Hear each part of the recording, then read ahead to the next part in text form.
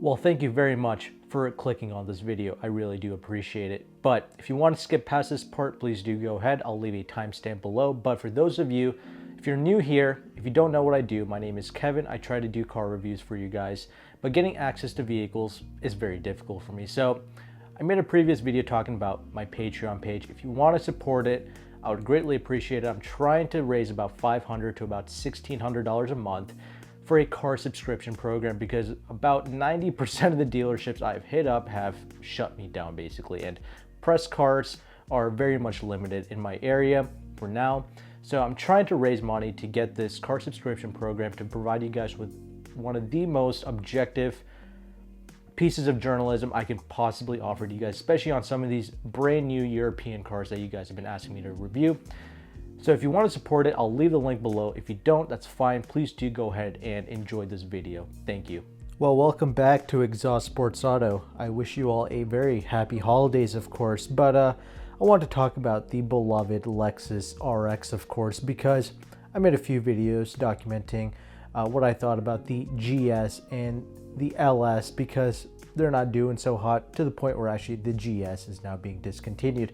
It may or may not come back, who knows, but let's talk about the opposite end of the spectrum. Let's talk about the bread and butter, the RX 350 and even the 450h hybrid.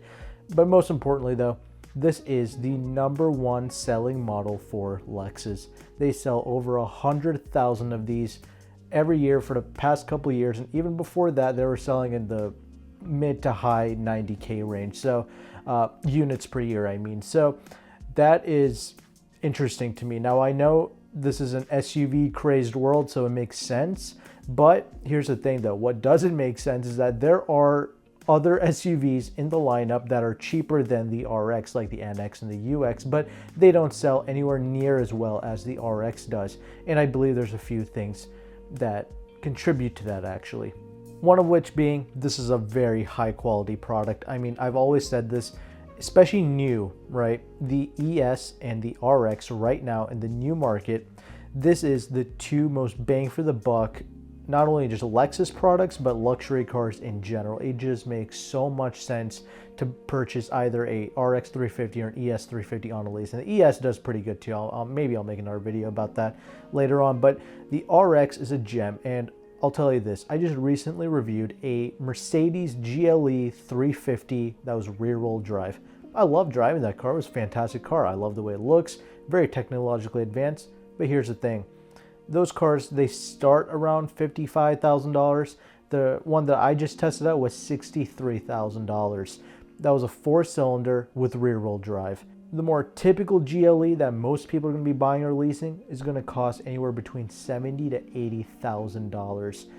That is like a $20,000 to $30,000 delta between the RX 350 and something like a GLE. That is just nuts. And that's the thing. The RX is a massive vehicle. It's a good size, okay? It's not like an insane size vehicle. It's a good size, but it costs around like $45,000 to $50,000. It's just an amazing price point, and with any type of incentives on top of that, it's even better. Now, a lot of you are saying, oh, it's also because it's reliable and all that good stuff. Let me tell you, I mean, a new car buyer does not really care about reliability, although I will say, because it's just been implemented in people's brains so much, people will actually buy a new RX and maybe even keep it for 10 years, something like that, because it's one of the few luxury vehicles where you can do that. So I'm not gonna lie, that can't help with the sale of a new vehicle. I mean, that, you know, you can buy it new and just keep it for a very long time, run it to the dirt. That's entirely possible because the drivetrain is so bulletproof.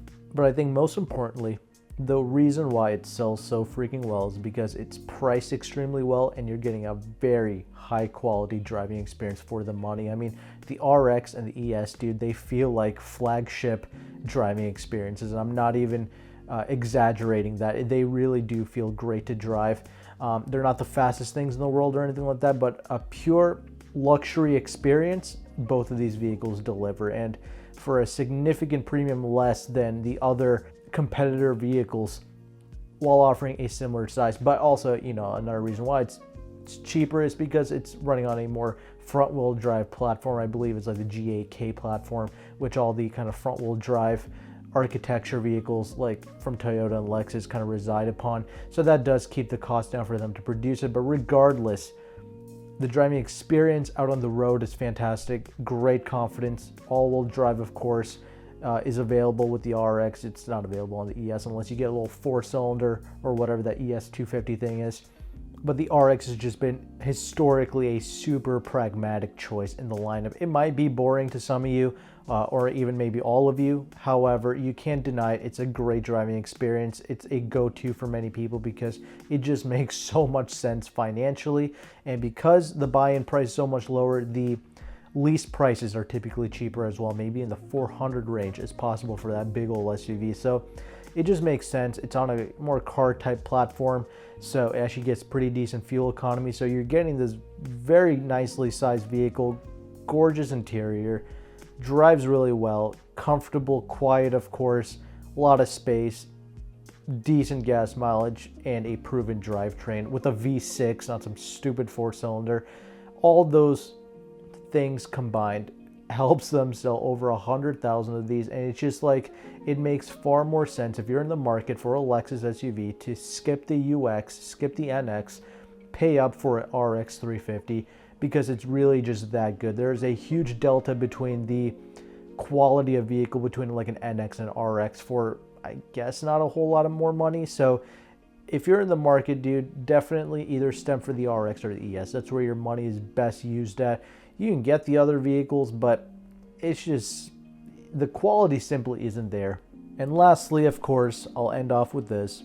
After all that being said, it's still a nice, prestigious vehicle. Lexus actually does carry some weight behind its badge, more so than something like even an Acura. But here's the other thing, most importantly though, it carries way more merit than any Korean badge does. So nobody's going to scoff at a Lexus when you pull up in one. You know what I'm saying? It's a nice, respected vehicle. It's almost like the Grand Seiko of the car world, basically. Well-respected stuff. So known for quality, known for all that good stuff. But most importantly, it's a good driving experience, more than what most reviewers would lead on to. So definitely, if you're in the market for a SUV, it's definitely worth test driving an RX 350 for sure, or even the RX 450h. You know, I did test drive that as well, the new one, and it's nice. It's a pretty clean hybrid setup.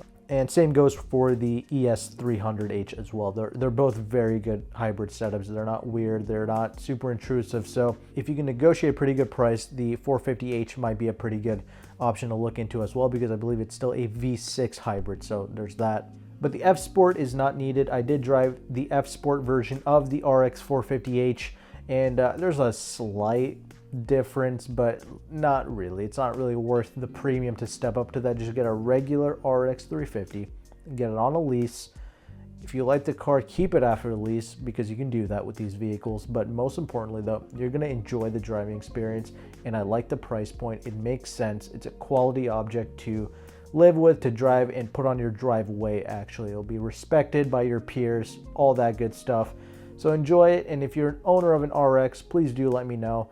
And if you're owner of a older generation RX, please do let me know as well. Let me know how it's held up for you. I did drive a few used RXs as well. They're nice vehicles too. But here I was more so talking about the new RX and why these new vehicles still sell extremely well for Lexus. So reviewers don't have to agree with it, but the rest of the buying public knows what's up. So there's that. Enjoy your RX 350 or your whatever you got. And I'll see you on the next vid. Maybe it'll be about the ES, who knows. But happy holidays, and please do take care.